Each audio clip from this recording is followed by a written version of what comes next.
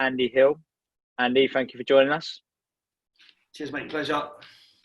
Just before we start, I just want to say thank you to everyone who's watched the previous two episodes, and the comments that I've received have been absolutely fantastic.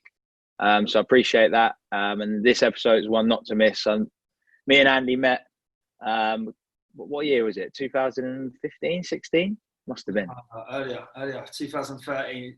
2013, wow. Yeah, And me and Andy met, when we first joined the FA as FA skills coaches, we met at Horcross.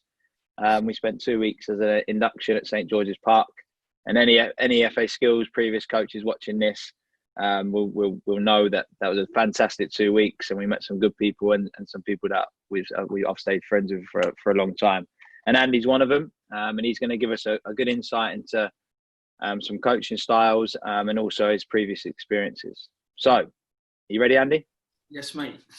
Good stuff. Right, so first question, can you take me through your coaching pathway to date?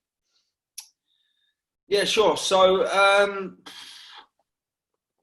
actually, where did it start? Yeah, so started, I'm going to try and play guess the year now, 2007. I mean, I did a coaching course at Redbridge College, like an MVQ and an FA level 1 in like 2006. And then took a job for a sports in schools company in Middlesex, just going in, doing after school provision, lunchtime clubs, breakfast clubs. Probably a lot of people listening to this who work in schools can probably relate. That's where you kind of start and learn your craft a little bit. Because I can say I look back now and think of how there were some good times, but how terrible I was at that point. And then kind of completely left field, took an opportunity to go out to the United States, was there for 3 years, so based in New Jersey, in a couple of states, went to Philadelphia, multi-sports background to start off with really,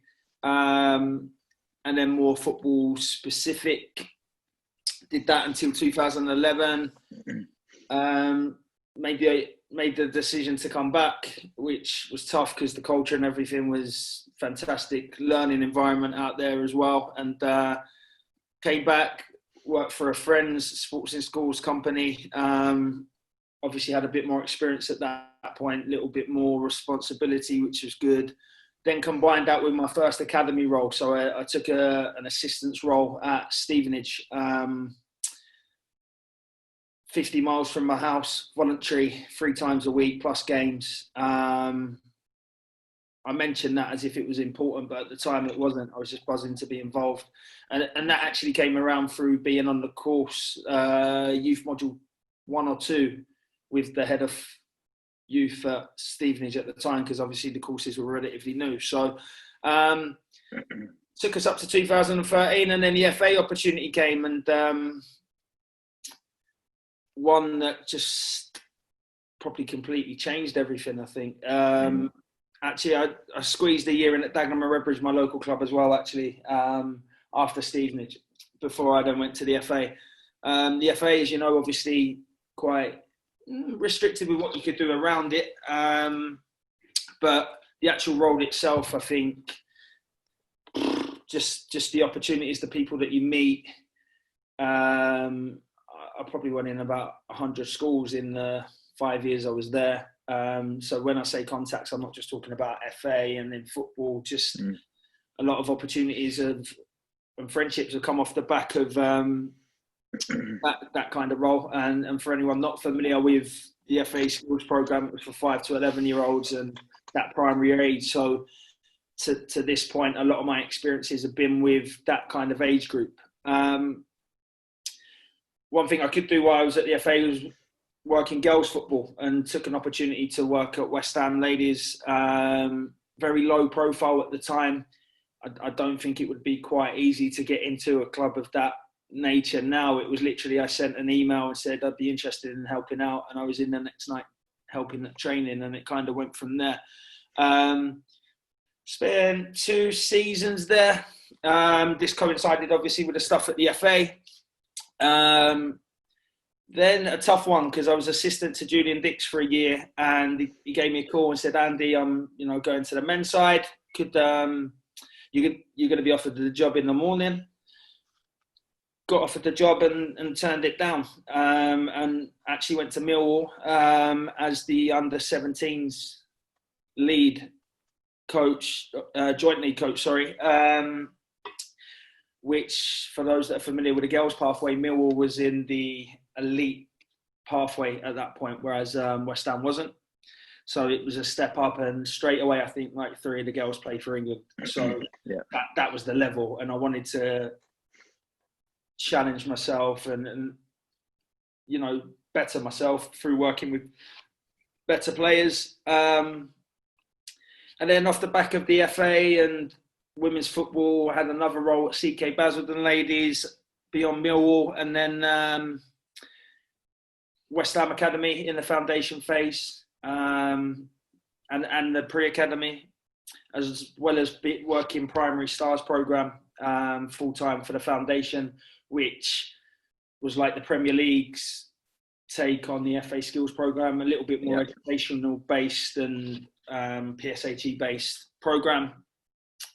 And then coinciding with a year at West Ham in the foundation, I'd done that schools bit for a while, and I felt like a change, and something again completely left field popped up, and I actually find myself at the minute as head of football at an international school in Belgium that's in partnership with West Ham Foundation. So basically the opportunity came through being in that role at West Ham, and now I run a year-round program. I'm the first one to do it at the school, so it's getting a program off the floor, which is a new challenge for me, using the experiences that I have, but it's juggling that kind of school level player. And then the whole way along what I've just said, my whole pathway, I've been involved in non-league football, either as a player or a coach. My local club was a team called Man Bakers, who actually don't want to do them a disservice, step 6 now. And I've been there as a player. I, socialised there with friends. It backed onto the school I went to as a kid. And then I ended up coaching there, left to join Redbridge in step 5, and then left Redbridge to obviously come out to the role in Belgium. So also that non-league, throughout my different roles, sometimes I was a head coach in non-league, sometimes I was just a bit part helping when I could, because there's only so much you can fit in. But yeah, literally in Belgium now, and that's the one role. That's all my eggs in one basket. Amazing, mate. That's that is some journey you've been on. And you've dabbled in pretty much everything, every part of the game I think you probably could, up to the stage you are now. And I'm sure there's many other routes that you can probably head towards now, which will give you new experiences. Just going back to your time right at the start. So like you said, your very, very first sort of opportunity in coaching, and you're very raw. America, talk to me about that. How much of a grounding did that give you, and how much of a sort of foundations did it lay for you to then continue? Absolute fish out of water when I first got there, to be honest. I can be, I'm a very reflective person, and I can be very honest and say I didn't actually get the job in the first place as a football coach, which is what I applied for. But I was offered a multi-sports role based on the experience I had before. Jumped at it. It wasn't even a question for me. I just wanted to go out and show there was life outside of where I was from. And wow, even from the vocab, I realised I spoke very, very quickly, and obviously in a funny accent, and said words slightly differently. And it was my first real taste of learning a culture, understanding that you've got to adapt. As much as they find you interesting and they will adapt, you're in their culture. So that was my first experience of that. And as I say, it did become more of a football role for me, other than the summer. The summer was always multi-sports. And again, my first real experience of working with a range of coaches, which is something that I'm sure we'll come on to, but it took me a long time to develop those skills. Being a head coach, being an assistant coach, working together, working with others. Which you kind of take for granted. Again, this was very early on in my coaching journey. So what I would say is I went from coaching 3-year-olds to high school kids. So, you know, in the morning I'd be coaching a 3-year-old, and in the evening I'd be coaching a high school team who are set on trying to win a title and stuff. So Wow. all in one day, you got to switch that mindset from you're the first experience a kid's having in football to the kids at the opposite end who are playing for scholarships and playing for championships. Yeah, need results at the end of the day at that age group. And yeah. Your 3-year-olds, you're trying to hook them for the first time. You're trying to just make the session as fun as possible, and you got to switch between them roles probably as quickly as you possibly can. And in the early days, I suppose that's a hard thing to grasp if you haven't got all the experience in the world and you're just starting out. So I imagine that would have taught you a lot. So that will lead us nicely on to the next thing. So what is the biggest learning curve, or what part of your pathway maybe has been the biggest learning curve for you? I noted down a couple actually on this, which is one that I'm still figuring out now, which is a learning curve that's continually evolving, which is figuring out what works for me as a coach. And it always seems to come back to, what does the people that I'm coaching need? What is the environment that I'm in? I was fortunate with West Ham recently to go to Paraguay. They didn't speak English. I'm delivering coach education and coaching, and I don't speak their language. And I did it a lot off body language, signals, translator talking over me to get the information across. And it made me go, how best can I get my message across when I'm coaching? How can I communicate? How do I communicate to players? And for me, it's about being a sponge, learning to be a sponge. And even now, I still take loads of sessions that I see from colleagues, from social media nowadays. I mean, I'd like to think I am experienced enough, I guess, to look at something and go, this is how I'd use it, rather than take it at face value. Yeah.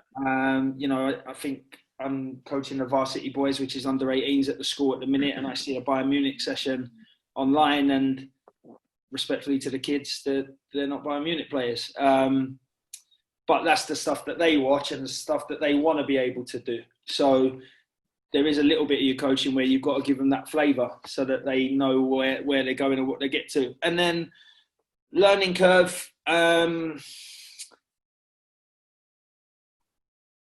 I was at Millwall, came to about a sad end there for me, where I was released from coaching.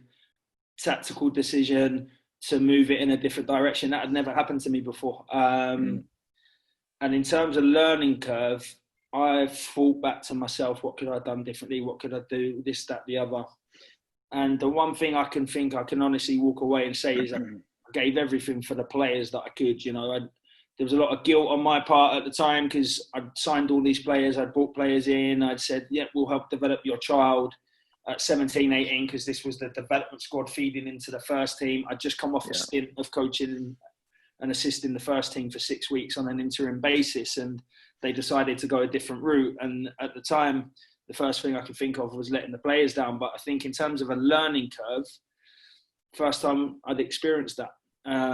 Later on, you know, being at Redbridge, we had a really good start. Then we had a spell that wasn't great, and learning that pressure, understanding what pressure is in a management environment and a coaching environment, that you might actually lose your job, was something that was quite new. I suppose that's especially in football. It's a very, very competitive environment in terms of job roles, manager job, coaches jobs, in the full-time game and in the part-time game. Even when it comes to the players, that's very competitive. And I suppose with football, you're going to get highs and lows all the time, aren't you? And you got to roll with the punches a little bit and make sure that every sort of setback, you always continue on the pathway, and you continue to push yourself as much as possible. Would you agree? Yeah, I think also now I talk about that experience in a completely different way. Grateful that I took the opportunity. Certainly wouldn't have changed. You know, I had the opportunity to be West Ham Ladies first team manager. a club that I support, a club that's around the corner to my house, a lot of the girls that I'd worked with for 2 years.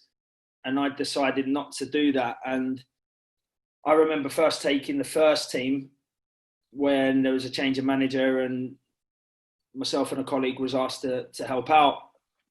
And I remember doubting that I was good enough to do that. I didn't feel like I was getting the buy-in from the players, and they knew what they wanted and they knew how they wanted to be coached. And if I weren't doing it at that tempo, I'd get told that. And that, again, was something I wasn't used to. So now, given all the experiences that I've spoken about, I'm always receptive to learning and open to learning new things. But I think the one thing that has given me, I feel quite comfortable that if you throw me into a different group of players, a different environment, I'll be able to kind of pitch it roughly in the right way and adapt quite quickly to that. So again, the good experiences have given me that, but also the ones that maybe didn't go the way that I wanted them to as well. Yeah, amazing, mate. Couldn't put it any better. Excellent. So we move on. So obviously you've worked in both the women's and the men's game. Now, all I want to touch on in regards to this is there a difference in the environment? So got training, match day. What's the environment like in the girls' game? I haven't got an awful lot of experience myself in the girls' game, and you've worked obviously for different age groups and with girls and women's. So what just for the coaches listening, what's the environment like in the girls' game?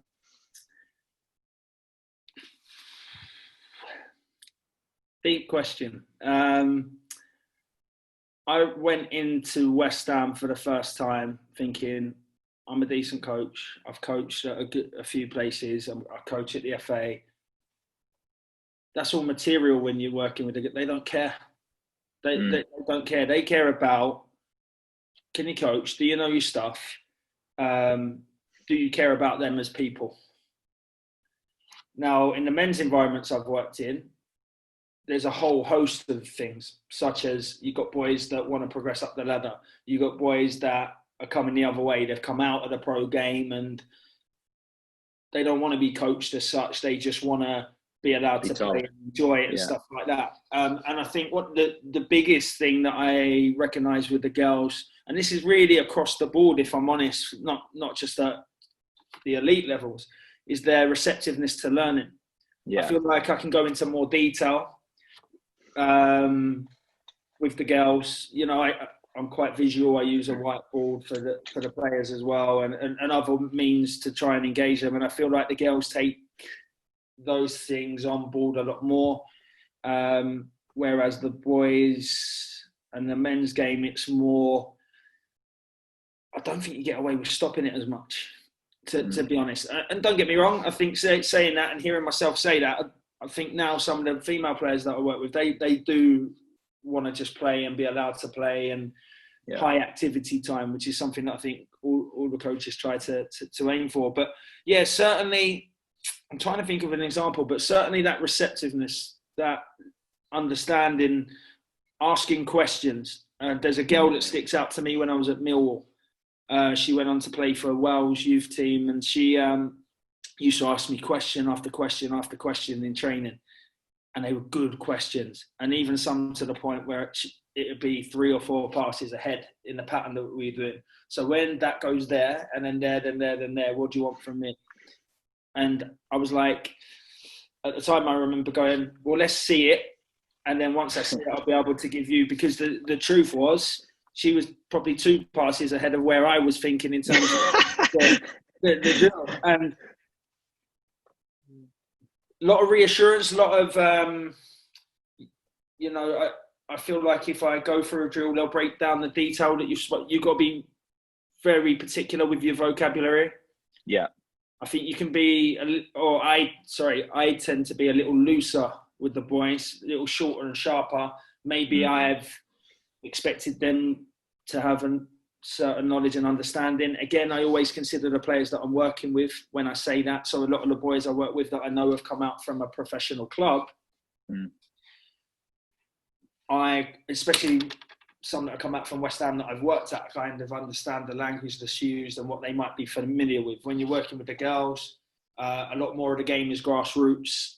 Mm. Not as many that I'd worked with have potentially been at the higher level. But as I say, from a player perspective, they'd want it broken down even further, so that they fully understand it before they do it. Whereas some of the guys, I guess, would try and figure it out as they go along, or not want to show that they don't know it.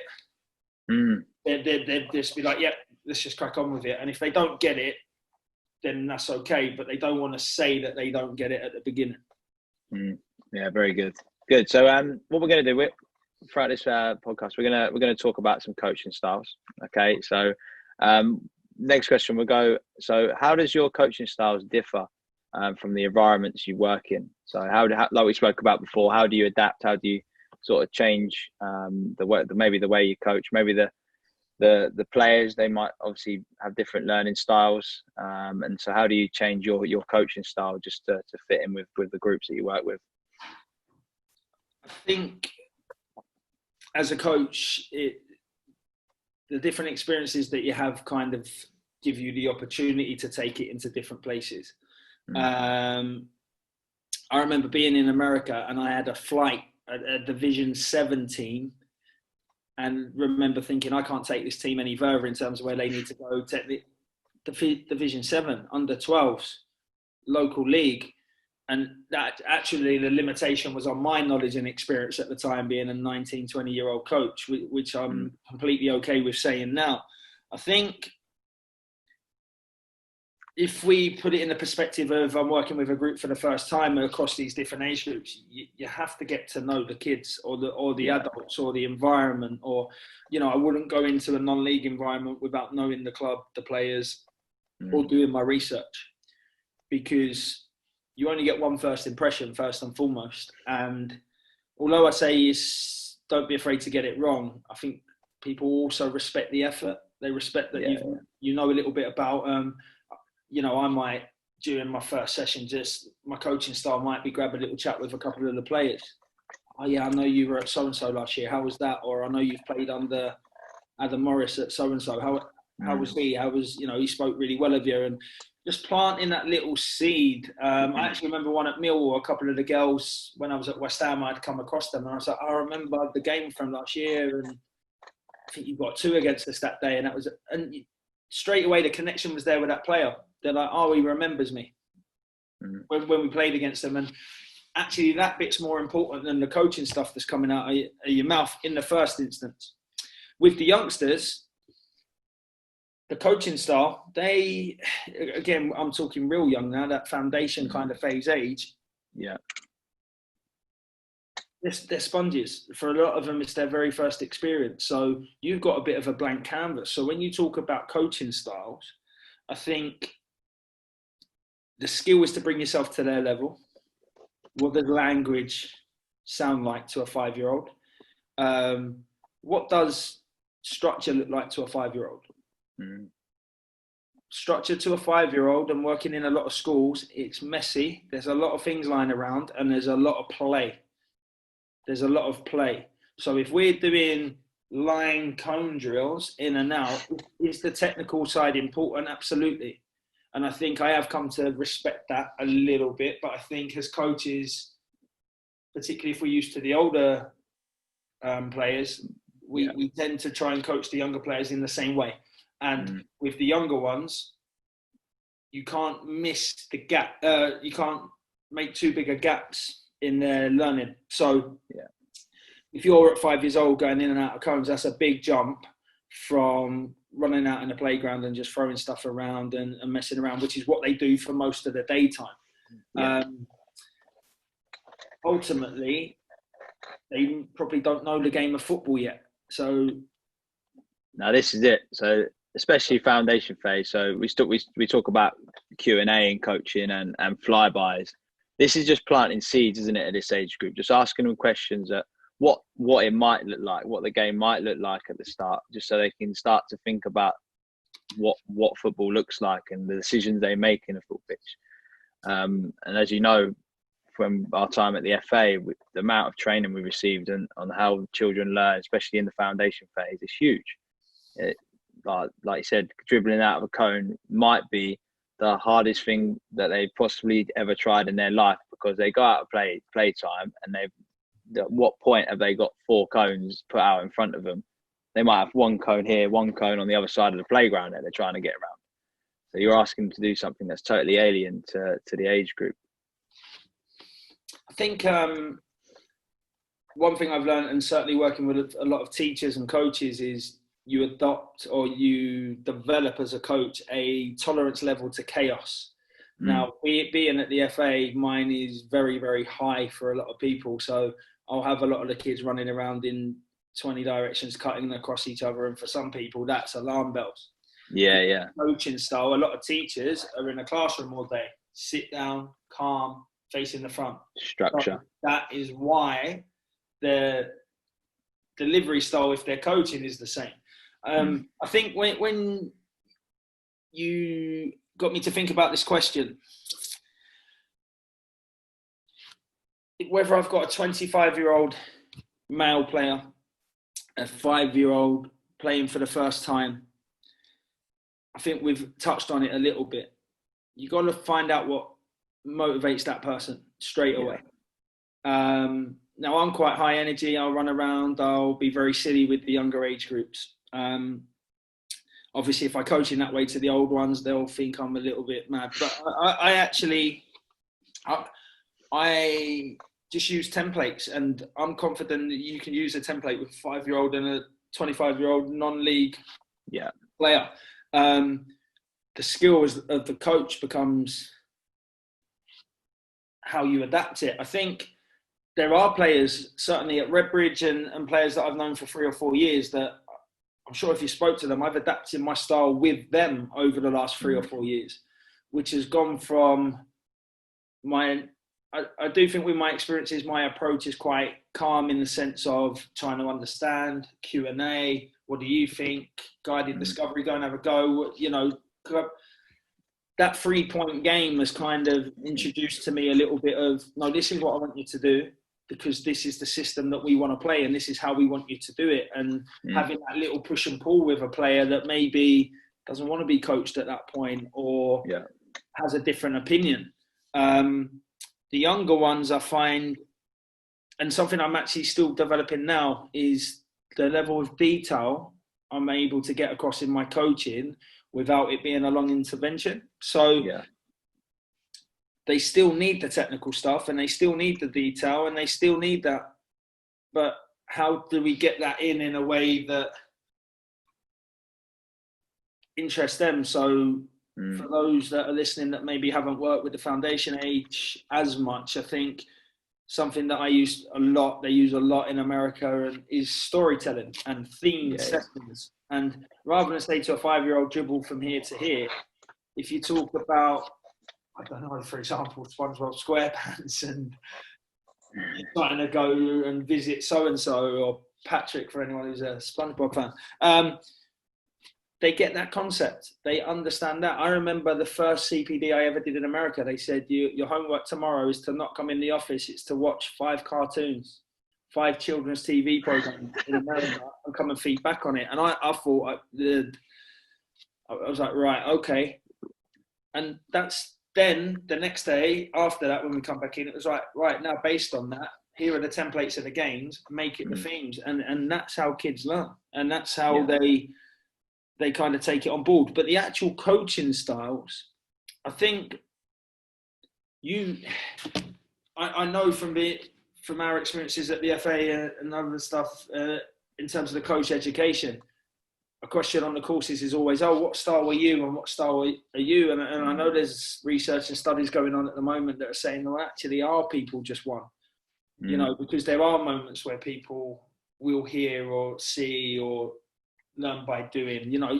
Yes, I feel I learn more by doing, but I do also learn by seeing visually what's going on as well. And I think you're talking 20, 25 players with a senior squad. You're talking groups if you're doing schoolwork or recreational, possibly up to 30. You've got to, and this took me a little while, you've got to deliver in a way that is for everybody that you're teaching, not in a way that you would be taught to. So don't deliver a session. If I'm a predominantly a visual learner and I've got everything on a whiteboard, that's great.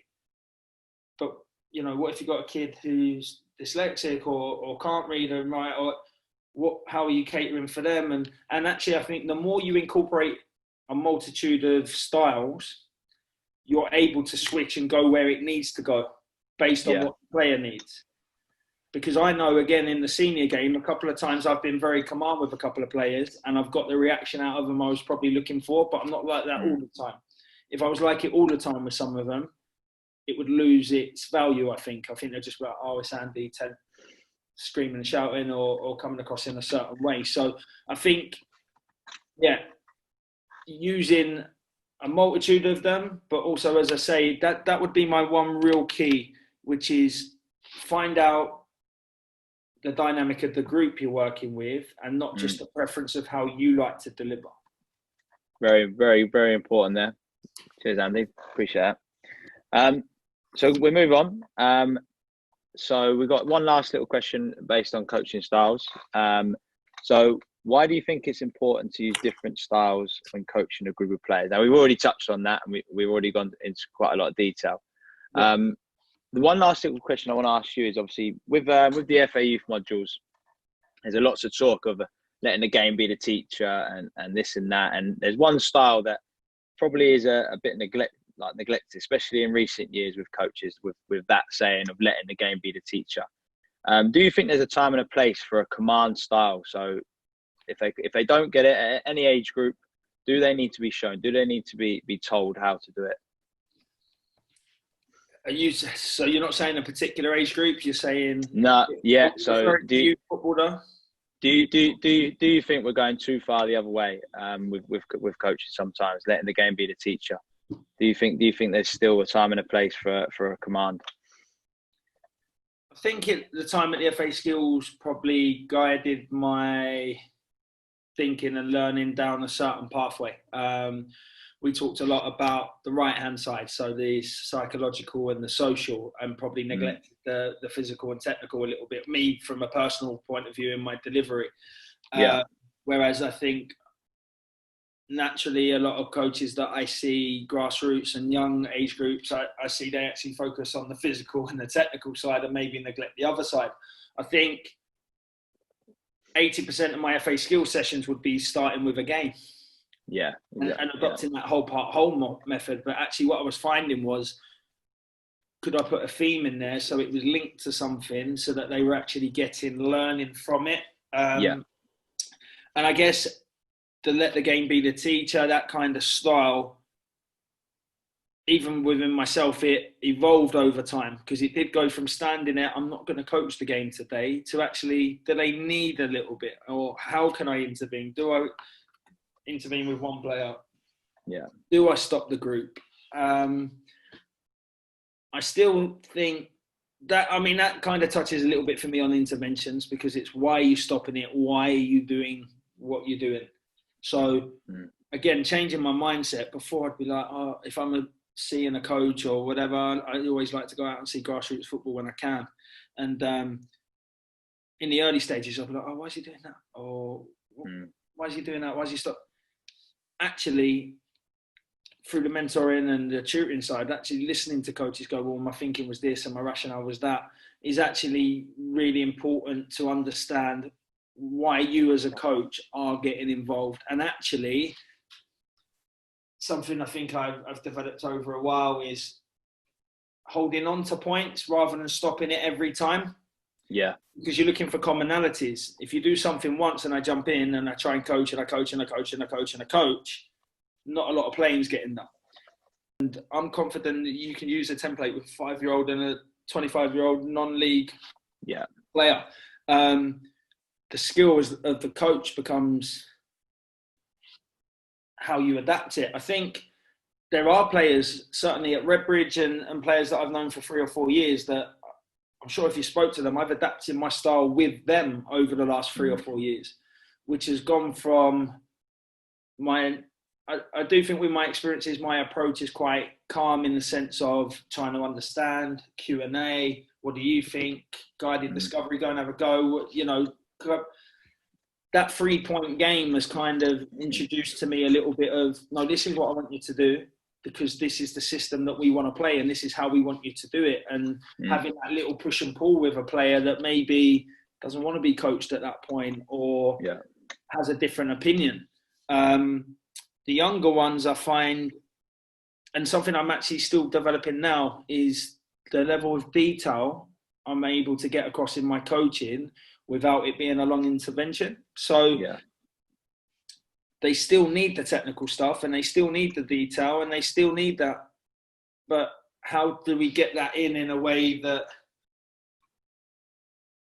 interests them? So for those that are listening that maybe haven't worked with the foundation age as much, I think something that I use a lot, they use a lot in America, and is storytelling and themed sessions. And rather than say to a 5-year-old, dribble from here to here, if you talk about, I don't know, for example, SpongeBob SquarePants, and you're trying to go and visit so-and-so, or Patrick, for anyone who's a SpongeBob fan, they get that concept. They understand that. I remember the first CPD I ever did in America, they said, your homework tomorrow is to not come in the office, it's to watch 5 cartoons, 5 children's TV programs in America, and come and feed back on it. And I thought, I was like, right, okay. And that's then the next day after that, when we come back in, it was like, right, now based on that, here are the templates of the games, make it the themes. And that's how kids learn. And that's how they kind of take it on board. But the actual coaching styles, I think I know from our experiences at the FA and other stuff in terms of the coach education, a question on the courses is always, oh, what style were you and what style are you? And I know there's research and studies going on at the moment that are saying, well, actually, are people just one? You know, because there are moments where people will hear or see or learn by doing. You know, yes, I feel I learn more by doing, but I do also learn by seeing visually what's going on as well. And I think you're talking 20, 25 players with a senior squad. You're talking groups if you're doing schoolwork or recreational, possibly up to 30. You've got to, and this took me a little while, you've got to deliver in a way that is for everybody that you're teaching, not in a way that you would be taught to. So don't deliver a session. If I'm predominantly a visual learner and I've got everything on a whiteboard, that's great. But, you know, what if you've got a kid who's dyslexic or can't read and write, or how are you catering for them? And actually, I think the more you incorporate a multitude of styles, you're able to switch and go where it needs to go based on what the player needs. Because I know, again, in the senior game, a couple of times I've been very command with a couple of players and I've got the reaction out of them I was probably looking for, but I'm not like that all the time. If I was like it all the time with some of them, it would lose its value, I think. I think they're just like, oh, it's Andy, screaming and shouting or coming across in a certain way. So I think, using a multitude of them, but also, as I say, that would be my one real key, which is find out the dynamic of the group you're working with and not just the preference of how you like to deliver. Very, very, very important there. Cheers, Andy. Appreciate that. So we move on. So we've got one last little question based on coaching styles. So why do you think it's important to use different styles when coaching a group of players? Now, we've already touched on that and we've already gone into quite a lot of detail. The one last little question I want to ask you is, obviously, with the FA youth modules, there's a lots of talk of letting the game be the teacher and this and that. And there's one style that probably is a bit neglected, especially in recent years with coaches, with that saying of letting the game be the teacher. Do you think there's a time and a place for a command style? So if they don't get it at any age group, do they need to be shown? Do they need to be told how to do it? So you're not saying a particular age group? You're saying no, yeah. So do you think we're going too far the other way with coaches sometimes, letting the game be the teacher? Do you think there's still a time and a place for a command? I think the time at the FA Skills probably guided my thinking and learning down a certain pathway. We talked a lot about the right-hand side, so the psychological and the social, and probably neglected the physical and technical a little bit. Me, from a personal point of view, in my delivery. Whereas I think naturally a lot of coaches that I see, grassroots and young age groups, I see they actually focus on the physical and the technical side and maybe neglect the other side. I think 80% of my FA skills sessions would be starting with a game. And adopting that whole method. But actually what I was finding was, could I put a theme in there so it was linked to something so that they were actually learning from it? And I guess to let the game be the teacher, that kind of style, even within myself, it evolved over time, because it did go from standing there, I'm not going to coach the game today, to actually, do they need a little bit? Or how can I intervene? Do I intervene with one player? Do I stop the group? I still think that, I mean, that kind of touches a little bit for me on interventions, because it's why are you stopping it? Why are you doing what you're doing? So again, changing my mindset. Before, I'd be like, oh, if I'm seeing a coach or whatever, I always like to go out and see grassroots football when I can. And in the early stages, I'll be like, oh, why is he doing that? Or why is he doing that? Why is he stop? Actually, through the mentoring and the tutoring side, actually listening to coaches go, well, my thinking was this and my rationale was that, is actually really important to understand why you as a coach are getting involved. And actually, something I think I've developed over a while is holding on to points rather than stopping it every time. Because you're looking for commonalities. If you do something once and I jump in and I try and coach and I coach and I coach and I coach and I coach, not a lot of playing's getting done. But actually, if I can look for themes of, all right, that's happened once. Oh, it's happened again, same player. Oh, it's happened again. Right, maybe they need a little bit of help now.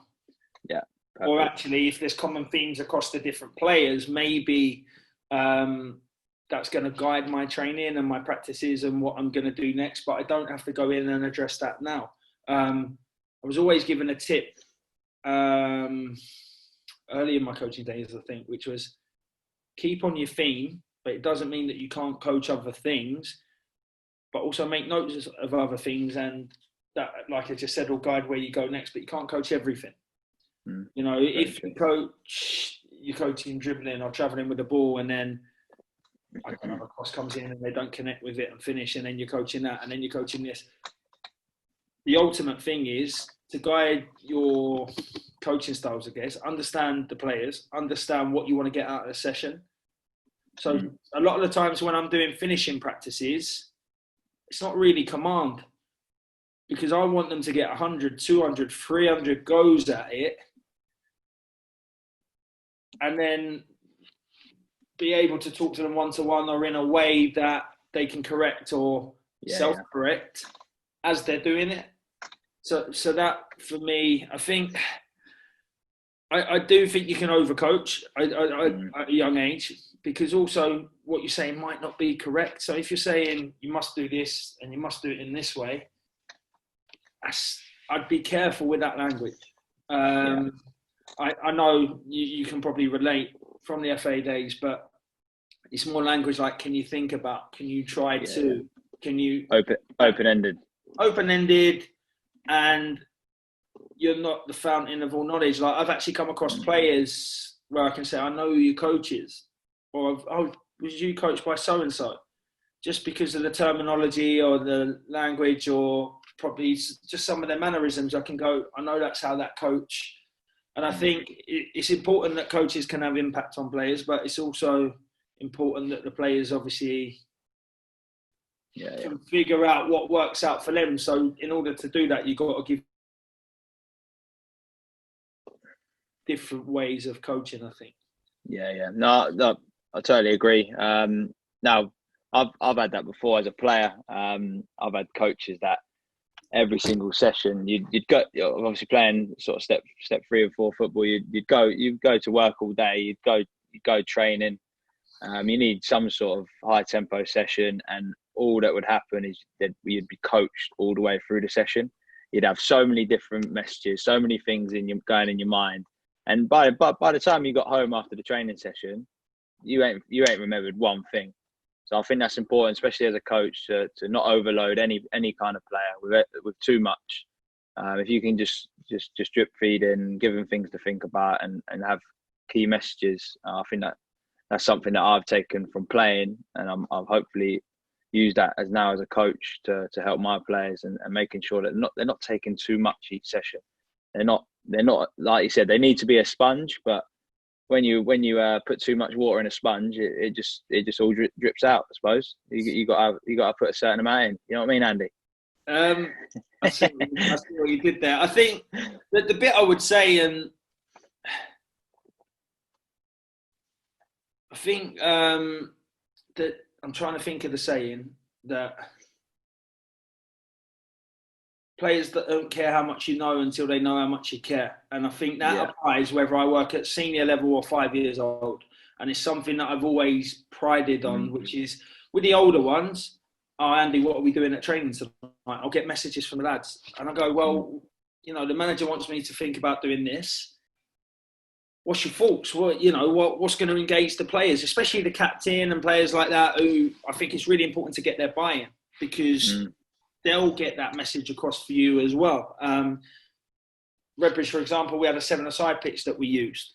So yes, we would always have a lot of tight area matches, but sometimes it was a compromise with the players, you know. And we had a game 2 nights ago, or we've had this, we're a bit heavy leg. Can we just do this tonight, or can we just do that? And I think it's a little bit of, I don't think that's weakness. I think coaching style is different to management style, but coaches, for me, sometimes in the senior game want to show how much they know and how in control of it they are and manage. And it's them and me and us sort of thing. That's not my job as the coach. That's not my job as the coach.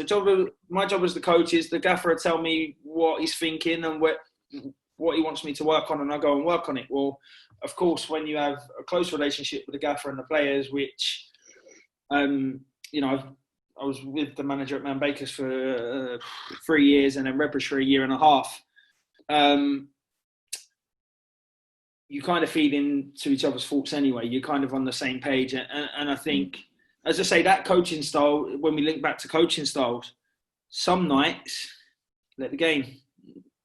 Chaps, it's, you know what, we weren't really good at switching play on Saturday. So actually tonight, again, bear in mind I've got this 7-a-side pitch, I'll just put channels out, try and play in two of the 3 zones before you go and score. Try to. Yeah.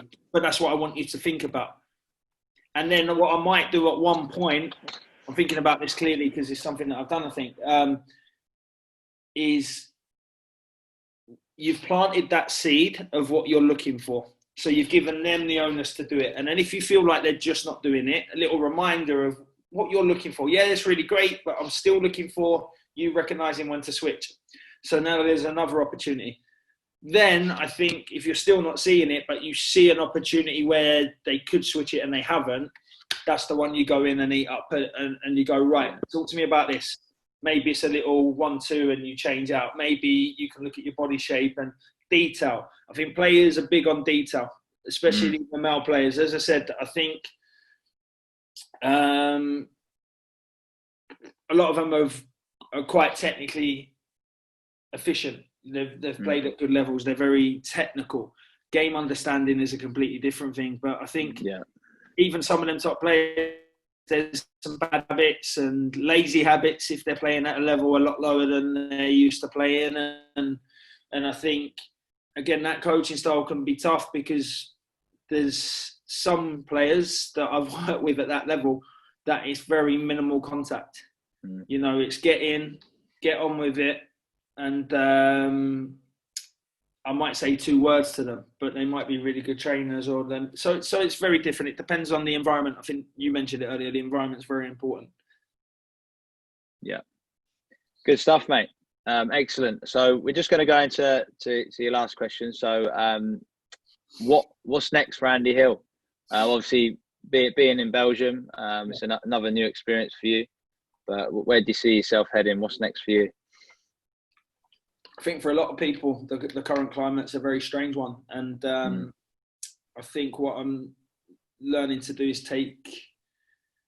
not take each day as it comes, make the most of each day coaching. So we're back in with the kids at the moment on a very limited basis. And hopefully we'll get to see them again over after the summer.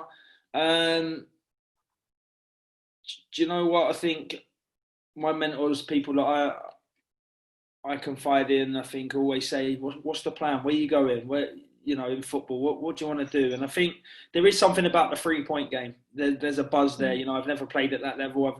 I grew up a stone's throw away from Dagenham and Redbridge. I've been to a million games there, and coincidentally, the person that I was assistant to for the under-12s is the first team manager there now. And I see stuff like that, and I think I'd love that buzz of just being involved in that kind of environment. But I also feel like my upbringing and my network will always be in England. So as much experience I can get around and away from that would really interest me. I almost feel like there's unfinished business in America. I've always felt like I'd like to look into the college game and learn a whole new way that they do things there. Like, I'm fascinated by the American system of sports, very big sports. I know you are. Collectively. But I'm open. I'm open to it. I think, as I say, things just pop up sometimes and you go, yeah.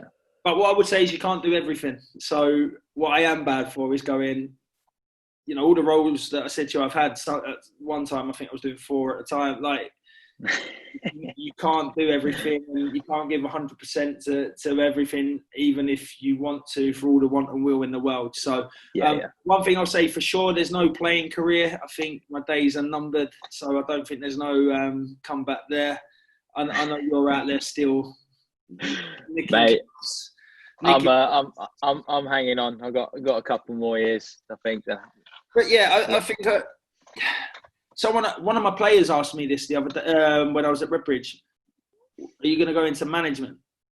And I don't think I am. I don't think it's not. Do I feel like I can manage a team? I manage teams in the women's game and grassroots teams, and I feel capable of it. I've really developed that working as part of a multidisciplinary team. I find it fascinating, especially being in like a Category 1 environment at West Ham. You got specialists in all environments, and I think you get to then contribute to the bigger picture. And I think that's just something that's a lot more valuable. You haven't done it on your own. You're not being judged, are you good enough, not good enough. You're doing it as a team. And I think that's something I'm enjoying at the school at the minute. We work on a lot wider, I've got a team of coaches that deliver on the football, and then we work across a wider enrichment program, and so we're trying to feed in. So we'll see.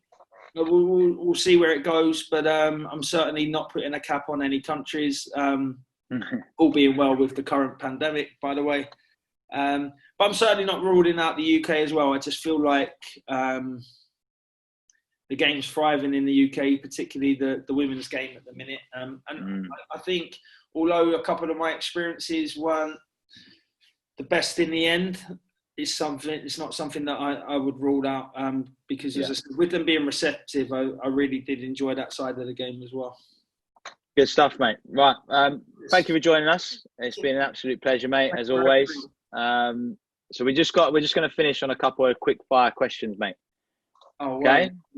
Nothing. No. So first one, Messi or Ronaldo? Messi.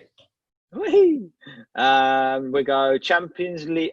League champions or a cup final win. What would you take as a player or coach? The safe answer is league, because you win it over a season. But I love that cup, like the drama of a cup win for me. Would be the one, you take a last minute winner in a cup final. The political answer is the league, because you've earned it and you've worked hard and you're the best team. But there's nothing like a smash and grab or a wonder goal. Because they're the things you talk about forever. So a cup win for me. Good stuff, mate. Route 1 or through the thirds? Whichever's the most effective. Love it.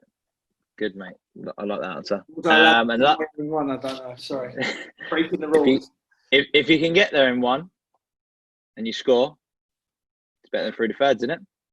If a team knows you're going to play through the thirds and they pressure, where's the space going to be? It's going to be behind. So hit. Yeah, good answer. That's why you're a football coach, mate. Super.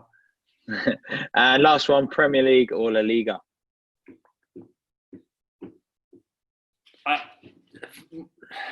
Sorry to disappoint a lot of the fans here, but my knowledge of the Liga isn't probably half as good as it should be, and I'm probably as excited as everyone else that the Premier League's coming back. So Yes, I'm going to say Premier League.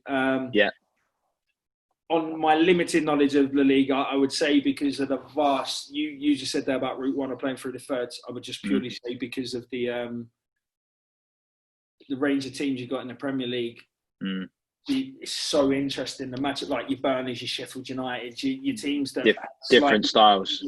I'm sure they do in Spain. For anyone who's sitting there going scratch up on your La Liga stuff, so I'll be better informed next time I come and speak to you. Barca play Route 1, don't they? They're in into a big target, man. I think they're Route 1 into a 5 foot whatever Messi maybe. Yeah. Good, mate. Right, Andy. Thanks, mate.